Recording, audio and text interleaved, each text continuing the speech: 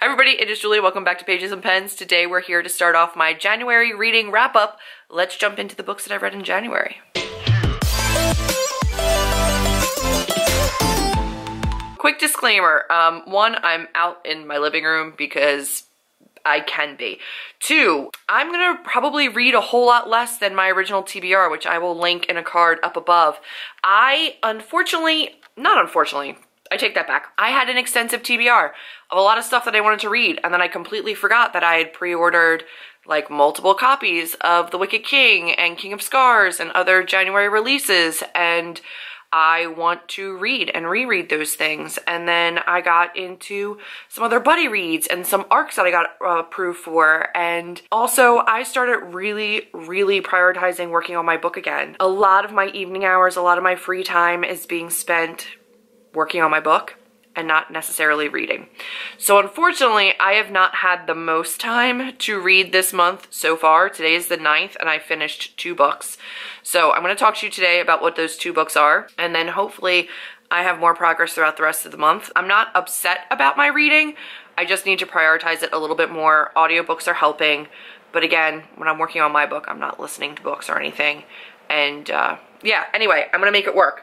So the first book that I finished this year was The Wicker King by Kay Ancrum, and this was for Melanie and Amy's, oh my gosh, look at that, Dragons and Tea book club, and oh my gosh, they could not have picked a better book. This book checks so many of my boxes. It's a dark contemporary. It has huge psychological and mental health aspects to it, and it was the most like amazing book like ever. The formatting was really cool. It was mixed media. It was really short chapters. It was fast paced. It had really cool look at mental health, at depression, at friendship, toxic friendships, relationships, love. It was such a cool study, and I think that this book was really honestly made better by being in the book club. Kay Ancrum actually came into the book club thread on Goodreads and opened up a whole discussion thread where she answered every single one of our questions and talked about her process and talked about the characters and talked about writing this. And what I found from a writer's standpoint really interesting was like the way that she went into this book, the research that she put into it, the time and the attention that she put into all the little details. You can tell how much this meant to her, how seriously she took the mental health rep, how seriously she took the research into her characters. I legitimately loved everything about this book. Like, I don't know how to not make this my new Serpent King. Like, that much. That's how much I love this book.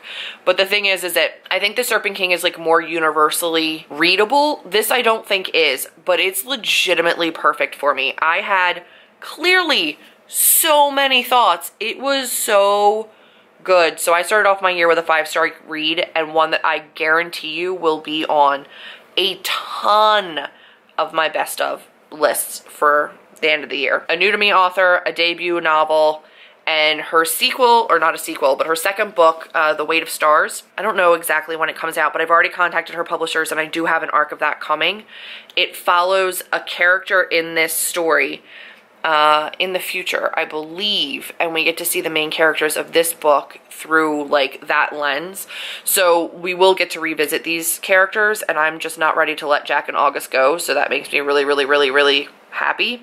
But I just can't wait to read more from her. She's just, I love her. I love it. I love everything about it. It's just so damn good. It was absolutely amazing. So I'm really glad that I read that. And then I went on and I read Lifelike by Jay Kristoff, which was my TBR book. And I listened to the audiobook, but I actually read along with it in physical so that I could tab it up and like have my little thoughts in this. And I gave it 5 stars. So like a really good start to the beginning of the year. But I feel like I don't know if I want to lower it to 4 stars. Like, I'm not 100% sure.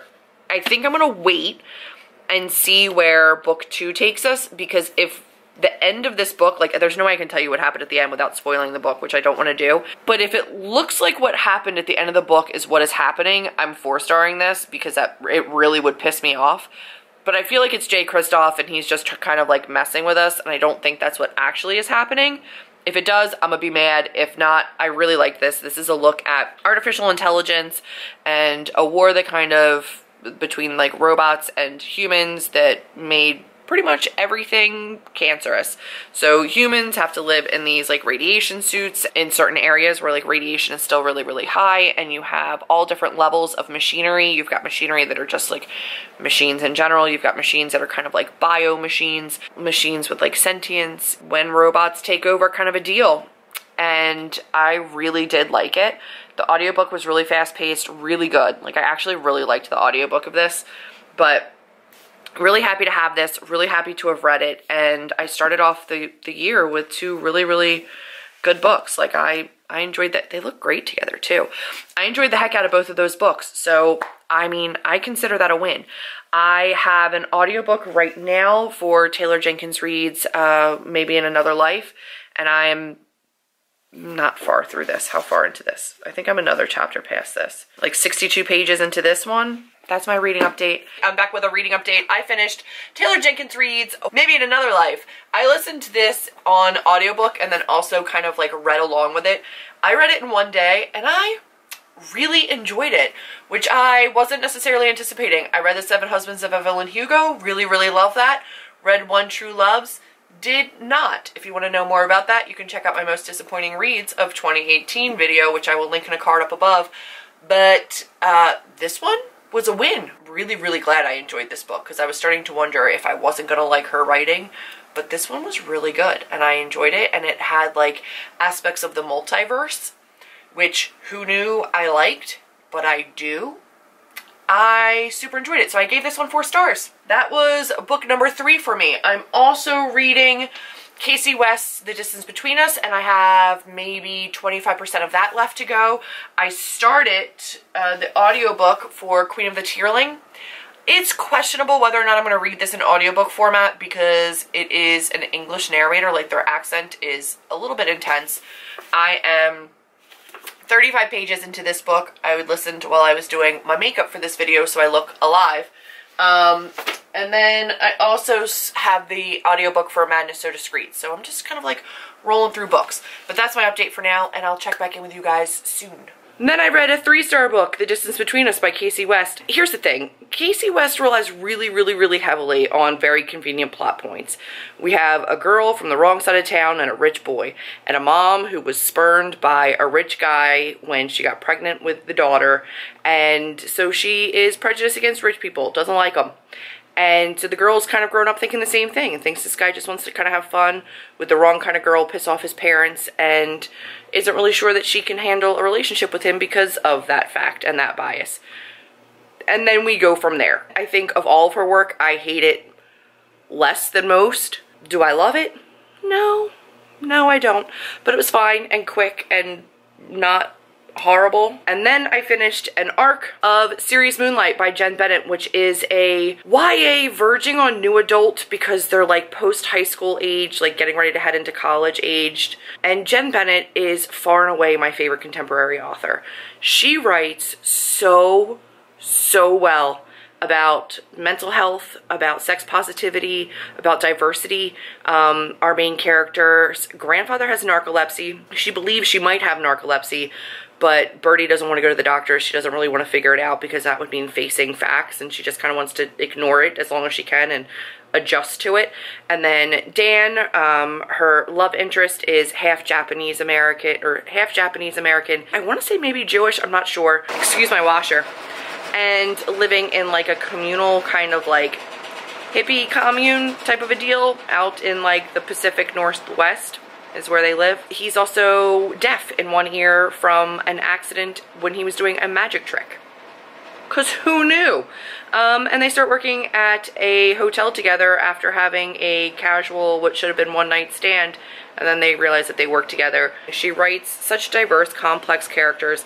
They each have their issues. They both have their backstories. They both have baggage that they're bringing to the relationship, and each one of them have to decide whether or not they can handle one another's baggage, which is a really real conversation to have. It was really well done. It handles mental health and suicide attempts really well. It handles illness really well, the death of a parent, abandonment by a parent. Neither one of them know their fathers. And it's just it was really well done. I really, really love Jen Bennett's writing. I gave that 5 stars. So far this year, the lowest rated thing was The Distance Between Us, which was a 3 star, still not horrible. Then I also read a novella, and I'm gonna forget the name of it. It's by Kay Ankrum, The Legend of the Golden Raven, a novella from the Wicker King. This one follows Jack's POV, and I gave this 4 stars. It was really short. I wish we had more. But we get more of the legend and the lore of the Wicker King and his champion. We get Jack's POV and how he feels when he's in certain situations from the Wicker King with August. And I loved seeing that. You guys know I loved the Wicker King. Can't wait for The Weight of the Stars. It was a nice little addition. I read that super, super quick. It was really short and gave it 4 stars. So far, so good. I'm happy with all of my reading. I'm in the middle of The Queen of the Tearling. I'm trying to read Bloom, which is an arc that I got of a graphic novel, and every time I try to read it, the app that I downloaded it from, it just crashes on me. Like, I don't know what to do. It's not working. So that's disconcerting, because I only got 68 pages into like a 340-page graphic novel. I can't finish it, and it literally won't let me, and it keeps restarting from the beginning, and it takes me about 5 minutes to turn each page, and I'm going insane slowly. And then I also had to start my read of Dead Witch Walking by Kim Harrison early, because I realized that the buddy read starts on the 18th, and I go away on the 18th for a sibling weekend of like drinks and games and hanging out with my sisters and my brother-in-laws, and I'm not going to read up there. So I've got to do my reading beforehand so I can still talk to people on Twitter with the hashtag, because I'm a garbage human and I feel bad about it, but it's just the way it is. So I'm in the middle of a whole bunch of books. On Monday, tomorrow, I start The Waking Forest by Alyssa something. I'll put the cover here because I only have an e-arc of it. I'm buddy reading that with Mel because it's an arc that I need to get to. I finished 2 books since the last time we talked. I finished The Queen of the Tearling by Erica Johansson, and I finished The Waking Forest by Alyssa Weir, I think is how you pronounce her name. I gave The Queen of the Tearling 2 stars. Unfortunately, it was a TBR jar pick that just did not work for me. I don't understand the hype around this one. It's set 300 years in the future, so we're supposed to believe that it's like our world, but in the future, but it reads like it's in the past. All of the medical advances, like medicine doesn't exist, but at the end of the book, they were like cooking and injecting heroin and meth.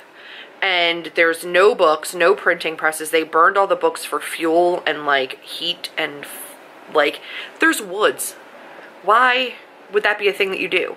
Like, how does a world fall to the point where like there are no books and illiteracy is just rampant and there's no medicine? Like, how do you, all the doctors, all your equipment, everything's gone? There's a Harry Potter reference, but it reads like it's medieval. Like, I don't get it. Also, our main character is plain, and that's very well known because she states it over and over and over again. And she wants to lose weight to attract the attention of a guy that she met once and who kidnapped her. So that was a 2-star read. Not a fan on hauling that one, for sure. I also finished The Waking Forest by Alyssa Weir, which I believe is her, I don't believe, it is her debut novel. And I really, really struggled with this one because I thought the writing was really beautiful. It was very prosy, and it had like, some people are going to think it's overwritten. She has a very like Laini Taylor, very lyrical, quotable, highlightable writing style. And this follows a witch in the woods and her storyline and her lore and her like spooky, eerie woods vibes. It's so cool, like really, really cool. And then it follows Rhea, and her sisters, Renetta, Rose, and something I forget, and her parents. And so you follow these dual timelines. One seems very like old world fae-ish. The other one is very current. And her sisters are all a little bit off. You know, like the town thinks that they're witches. One doesn't sleep. One kind of sees the future. One runs away all the time. And, you know, like it's really weird. It's really, really, really weird. And the whole kind of book, you're sitting there wondering what the hell is happening. You don't understand it. I theorized and kind of guessed at the twist, but there really wasn't a point to having to do that because eventually the author kind of lays it out there for you anyway, and she tells you exactly what was going on and why it was so confusing. So it's cleared up on the page eventually, but even after it was cleared up, I still didn't understand what the hell I was reading. I spent the entirety of the book pretty much confused, and I don't think I was meant to. I think by the time she started to unravel what was actually happening, you were supposed to have pieces fall into place, They never did for me. So many aspects of this story are so cool, and they just did not come together for me. I'm really bummed about it, like, so bummed. But it was still a really cool read, but, like, I still don't know what the hell I read. Not really. I was so torn on rating this. I waited a couple days to rate it. I waited to do my review. I went with 3 stars and did my best to do a review of it without spoiling anything. A 2 and a 3-star read. Like, not fantastic. TBR jar pick, I did read The Queen of the Tierling, which is good because I was supposed to read that. Other TBR jar pick is Dead Witch Walking, which starts tomorrow. And I know that that one will go well, hopefully. And then the other TBR jar pick was Madness So Discreet, and I do have an audiobook for that. I don't know if I'm going to get to it because I'm currently doing Shadow of the Fox in audiobook. I don't know how many I'm going to be able to get through. I finished a book. I finished Shadow of the Fox by Julie Kagawa, and I really, really liked it. I'm 5-starring this despite the fact that it terrified me with creepy, creepy spider shit, because I'm so intrigued. The audiobook was amazing. I think that was definitely the way to go because I got a better sense of the language and the world, I think, listening to it. It was also a little creepy listening to it, but really, really cool. Like, it's just not a culture or a mythology that I've read about before or knew anything about, so it was really interesting to get the words for all these different demons and the different samurais and the different clans and the area and the culture. I'm here because I finished some books. I finished Dead Witch Walking by Kim Harrison, and it was great. It was amazing. I 5-starred it more from nostalgia probably than like actual, I don't know, is it a 5-star book? I feel like it is. Like, I really, really enjoyed it. It's a 2004 publication that really held its own. It really held up. Enjoy the hell out of it. It is diverse. It is witty. It's funny. It's high stakes. There is drama and intrigue and demons and mystery and life and death situations. I am going to continue with the rest of this series. I don't know when, and I don't know if I'm going to buddy read every one of them because I feel like I'm just going to read these throughout the year as I have time. I am going to continue the reread of this because now that I've started this series again, I don't want to put it down. Madness So Discreet by Mindy McGinnis, which I also really, really loved. I gave this 4 stars. This completes my TBR jar picks. So Madness So Discreet was a TBR jar pick. Dead Witch Walking was a TBR jar pick. And also, it's right here, Queen of the Tierling was a TBR jar pick. So I officially read all 3 of them. I read all the things, which is amazing. Did not see that coming, but I did it. Madness So Discreet was a look at rape culture and women's rights and the mental health system and insane asylums back in the day. I don't know what year this was done or set in. I don't know what it's supposed to be. I do know that I think they were talking about the Jack the Ripper killings at some point. Like, it was the beginning of forensic science. They're starting to look into like science as a way to solve crime. A lot of trigger warnings for incest and rape and sexual assault and abuse and psychological torture and medical experimentation and for neglect and suicide and murder, and it's intense, but it touches on some really poignant social commentary, and I thought it was really done well. I will say, I listened to the audiobook of this, and there's a character in this, I believe her name is Nell, who has a severe Irish accent, and when I went into the book to look at the place marker to see like how far I'd actually gotten, saw on the page that she's actually written that way with like an accent, like heavily accented, but written into the page. That would have driven me nuts if I was actually physically reading it, but because I listened to the audiobook, it wasn't as bad. But even still, the narrator, like, I thought she was overdoing the accent. Apparently that's how it was actually written. That drove me bananas. You guys know I'm a sucker for a psychological thriller, and this was incredibly psychological and psychology driven, and it goes into the mind of victims and the survivors have to do to kind of like live day to day after trauma has occurred. And it's about women who enjoy sex in an age where society didn't want women to enjoy sex and how that turns on them. And it was a really cool book. I actually really enjoyed it. And I know a lot of people that don't like this and that say that it's not any good. I've heard really mixed reviews. But I personally really, really enjoyed it. So I gave that 4 stars. That's my reading update. And I'll check in with you guys when I've read something else. Back with another update for my reading. I don't have very many days left in January to keep reading. I am in the middle of a couple different books. Summer Assault by Katrina Leno. I'm slowly reading The Wicker King by Holly Black, rereading it. And I just finished Blood Crimes by Kim Harrison, which is the second graphic novel in the Hollows graphic novel series, because I did read Dead Witch Walking this month. I wanted to catch up on the graphic novels. This was published in 2012 and they never put out more. So there's only the first 2 issues of this graphic novel. I do own both now. I really liked it.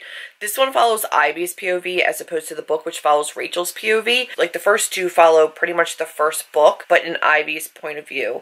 And you get more of her relationship with Piscari, which is like her maker. It's a really interesting relationship that they have throughout the like entirety of the book. How much she's drawn to Rachel and her like attraction to Rachel. Art style is really neat. I'm really bummed that they stopped making it, because I would have continued to collect those no problem and like happily spent the money on them. Book number 17 for the month, but technically book 16 is Bloom, which is a graphic novel that I wasn't able to read because it just didn't work on my Nook at all. So I wasn't able to finish it. Oh, I'm also in the middle of Never Contented Things, which is really bad. I think I'm only 11% of the way through that, and it's pretty awful. So I don't know if I'm going to finish it. Probably my last update for my January reading vlog, and that is Summer of Salt by Katrina Leno. This one was a reread. This time I annotated and tabbed and wrote in the book. I had not done that previously. I had read an ebook version from the library, so this was gifted to me a while back for my birthday, and I decided to put tabs in it and reread it for the Miss Sassy Cassie's book club. And I can't wait to talk about it. It's not perfect by any means. For me personally, it's really good. I still have issues with, I think, Katrina Leno's writing style in general. It's not this story. I think it's her writing style, because I've read other books by her and I felt the same way. It was still a 4-star read. I left it at 4 stars, but I do really, really, really enjoy it. I love the message. My review of it still stands. I feel like it's a powerful, beautiful, well-written book, but I don't like the way that Katrina Leno holds out information on the reader that's obvious to the reader. And she holds out until the end of the book to finally come out and say it. And it makes me absolutely insane. So the reading vlog is going to go up the morning of February 1st. The live show will be the night of February 1st at 10 p.m. 10 p.m. EST, 7 p.m. PST, I believe, is when the live show will be. I will have the information, her channel listed down below if you want to know more about my thoughts for this. And Cassie's thoughts, Chelsea's thoughts. I forget who else is joining us. I think Spence and Bex are also joining us. So come and chat with us about this book. I'm really looking forward to doing that. So I will see you guys in my vlog for February and in my daily contemporary-a-thon vlogs. It's going to be a lot of vlogging in February. Get ready for it. I will see you then. If you liked this vlog, be sure to give me a big thumbs up, click subscribe, and I will see all of you in the next one. Bye, guys.